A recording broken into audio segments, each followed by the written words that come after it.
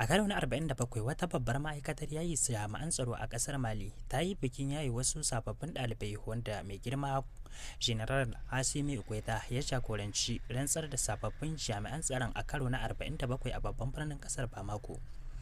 Al'amarin ya wakana ne a ranar Juma'a kamar yadda shugaban ya halarci babban taron ko kuma babban dandalin da aka gudanar da yayi jami'an tsaron. Shugaban ya iso cikin yanayi na girma bayan da aka girmama tutoci na kasashen guda uku a jimillance tutocin kasashen IAS. Daga bisani kuma shugaban ya rantsar da tuta ko kuma an girmama tutar kasar Mali kamar yadda aka saba bisa al'ada.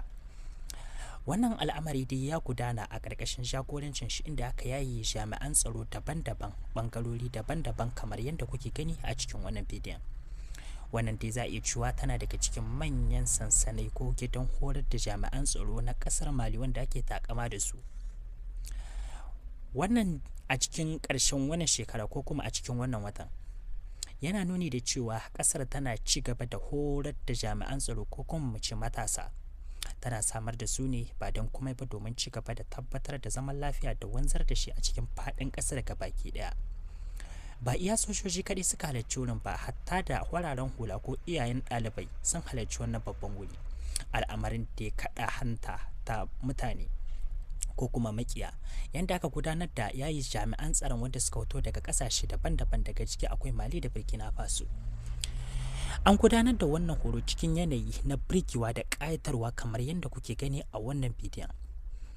Ministoci da manya-manyan jami'an tsaro ko kuma janar-janar na kasar ta Mali su ne suka halarci wannan taron, ciki har da ministan tsaro na kasar.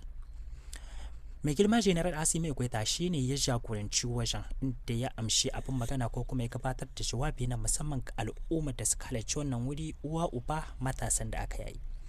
Shugaban ya isar da sakon godiyar shi da shinshina ta ban girma ga zakakuran ɗalibai wanda kasar ta yayi a karo na 47 kenan. Shugaban kuma ya ce wannan babban abin alfahari ne ga kasar Mali da ma kasashen Afirka. Manyan ɗalibai wanda suka nuna ƙwarewa da ƙwazo wajen horarwa sun samu kyauta ta musamman. Shugaban ya isar da ya bayyana cewa wannan babban abin farin ciki ne kuma yana da kyakkyawan fata da yake ne akan wannan tawaga ta jami'an tsaro za ta taka rawar a zo a gani ko kuma za ta ba da gudunmawa wajen ƙara wanzar da zaman lafiya a cikin ƙasar. Kuma ƙarin ƙaro wannan ɗaliban wanda aka yayi a wannan ƙasa zai tabbatar da cewa ƙasar tana ci gaba da yin duk abin da ya kamata domin a ga ta tsaya da ƙafarta. Shugaban ya tabbatar da cewa wannan abu mai muhimmanci ne. A cikin kalaman nashi shugaban na ƙasar ta Mali ya bayyana wasu muhimman abubuwa ko kuma ya yi tsokaci akan abubuwan da aka yi ta yaɗawa ko farfaganda da aka yi a 'yan kwanakin da suka gabata, inda ya ce ana ta yaɗawa a kafofin yaɗa labarai kan cewa ƙasar Mali wai ko kuma birnin Bamako yana gab da rugujewa ko kuma ana gab da amshe mulki a wannan wuri. Shugaban ya bayyana cewa wannan dai abu ne na gizo. Mu dawo batunmu na sababbin ɗalibai. A cikin yanayi na ƙayatarwa da ƙawa aka gabatar da wannan sababbin jami'an tsaron wanda suka fito daga ƙasashe daban-daban.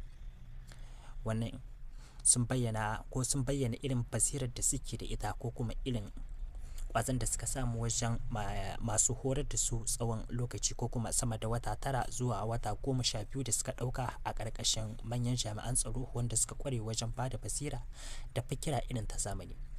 Shugaban ya ce an yi sababbin tsare-tsare da dama wajen horar da wannan sababbin musamman ma ɗalibai, inda aka zuba musu fikira daban-daban a cikin kwakwalansu. Aka yi amfani da basirori irin na zamani daban-daban wajen horar da su kuma aka zuba musu tsari na musamman. Nan dai da kuke gani jami'an ne ake bayyana ko ake gwada wasu hikimomi ko fikirori wanda suka ɗauka wajen ɗaukar horo. Wannan al'amari ne dai za mu iya cewa ba kasafai muka saba gane shi ba. Ana yin tsare-tsare daban-daban musamman ma yadda jami'an za su ci gaba da gudanar da wannan al'amari. An yi isar da sako ga wani tsohon janar wanda ya taka rawar a zo a gani a wajen kafar wannan ma'aikata ta yayi ɗalibai a ƙasar ta Mali ko birnin na Bamako. Albarkacin wannan janar wanda Allah ya ma da suwa tun tsawon lokaci shine ake ci har zuwa wannan lokaci. Ana ta yayi sababbin ɗalibai ko ana ƙinƙaso su lokaci bayan lokaci ana watsa su cikin ƙasa domin amfanin ƙasa da al'umma gabaki ɗaya. Shugaban ya tabbatar da cewa wannan babban abin farin ciki ne kuma abin alfahari ne. wannan ma'aikata za a ci gaba da inganta ta